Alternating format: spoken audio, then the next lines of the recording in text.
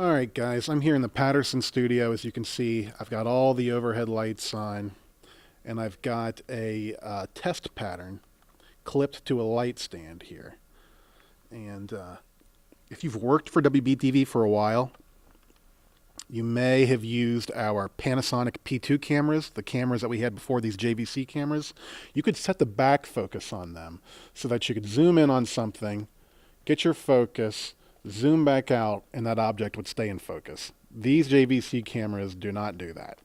And I'm going to try to prove that to you now. So let's zoom in. We'll get our test pattern in focus. All right, that looks pretty good. Then we will zoom back out, and you see what's starting to happen? These things are now in focus, or almost in focus, and this has sort of lost some of its crispness. Now let's cut this field of view in half with the digital zoom. That should be your user switch number 3, the low lux button.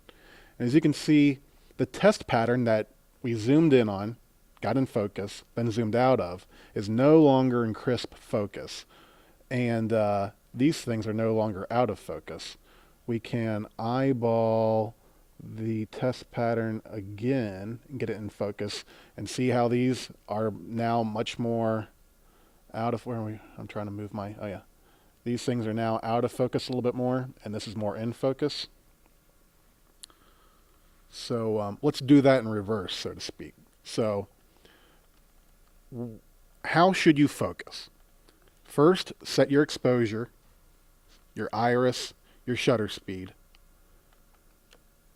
Then zoom in and get your composition.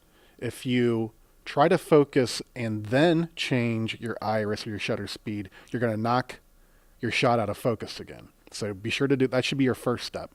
Okay, so now we've zoomed in and we've composed our shot. Now punch up the digital zoom, eyeball what it is you want to get in focus, then kill the digital zoom, and don't zoom in or out anymore, because that will throw the shot out of focus. So as you can see here, we now have our test pattern in focus, and this stuff in this cabinet over here is now out of focus. Now, if you do not have your button number 3 set up on your camera, here's how you do that. You go to Menu, Camera Function, scroll up 1, that takes you to the end of the list, and User Switch Set.